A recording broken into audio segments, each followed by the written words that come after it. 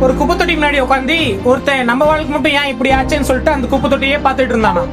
அப்ப அந்த வழியா போயிட்டு இருந்த பெரியவர் ஒருத்தர் அந்த குப்பை தொட்டில இருந்து சில அட்டைகள் எடுத்துட்டு போனாராம். ரெண்டாவதா வந்த ஒருத்தர் அந்த குப்பை தொட்டில இருந்து சில பாட்டில் எடுத்துட்டு போனாராம். மூணாவதா வந்த ஒருத்தர் அந்த குப்பை தொட்டில இருந்து சில பிளாஸ்டிக் துண்டுகளை எடுத்துட்டு போனாரு.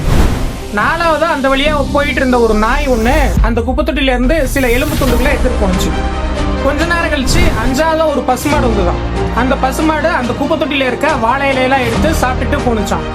அப்ப அவன் யோசிச்சானா, ஒரு குப்பை தொட்டியாலேயே இத்தனை பேர்த்த வாழ வைக்க முடியுதுன்னா நம்மளால ஏன் வாழ முடியாது அப்படின்னு சொல்லி நினைச்சுக்கிட்டு எந்திரிச்சு போயிட்டானா.